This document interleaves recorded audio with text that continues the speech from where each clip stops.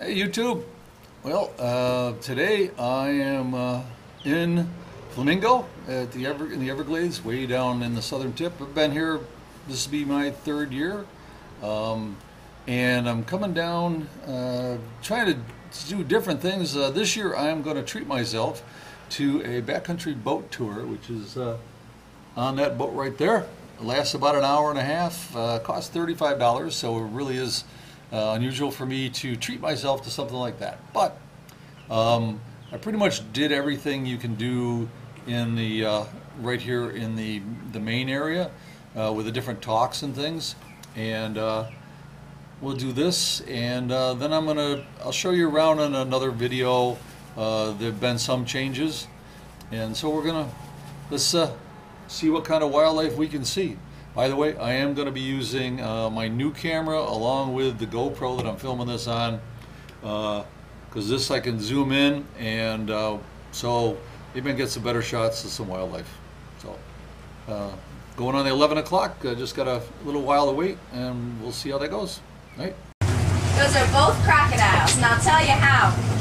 So if you're looking to identify crocodiles and alligators, when you think of a crocodile, think pointy. So the crocodiles have a very pointed snout, and this allows it so you can see their upper and their lower teeth. And they've also got those scoots on their back, and those are very pointy. They have a lot of nerve endings in them, and that helps them to feel for their prey in the water. And then an alligator is a lot more round. So the alligators are going to have a U-shaped snout, and it's open and they're too hot. Same way as a dog pants. Dang, I've never seen them out there. Water, they're a little bit too heavy to fly. But what's also cool about anhingas is that they have very dense bones. And so the dense bones paired with the no oil on their feathers makes them phenomenal swimmers. And they're also known as the snake bird because of the way they move their head when they're swimming.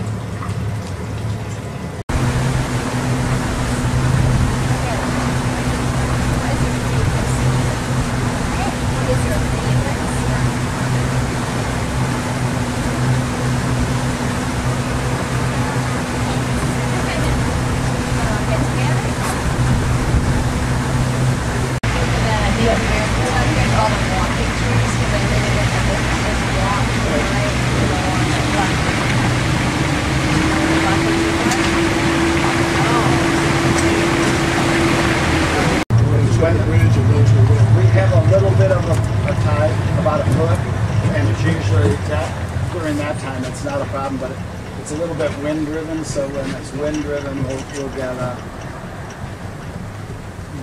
it. When we first got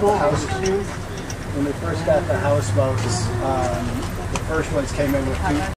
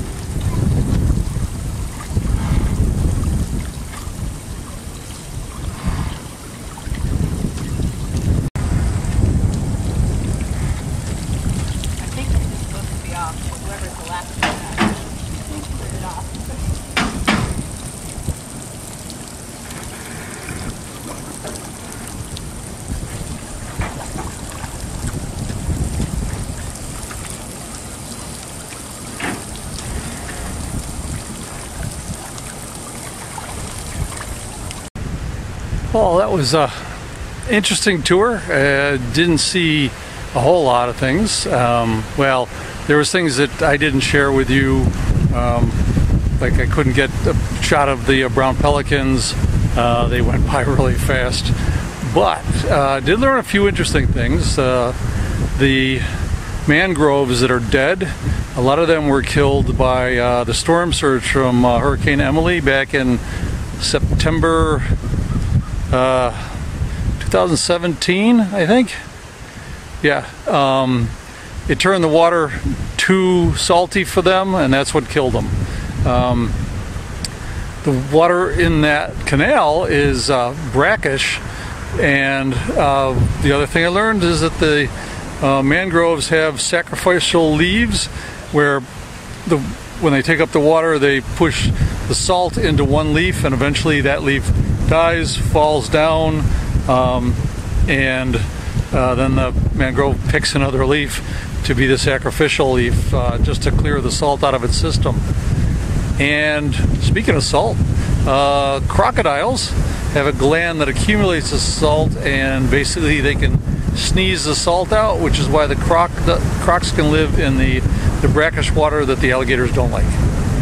So, but if you get down here, it said it was a little on the expensive side, but I did definitely get to see some parts of the Everglades I didn't get to see before. So, up to you. Anyway, I'll see what else I can find to do down here. See you later.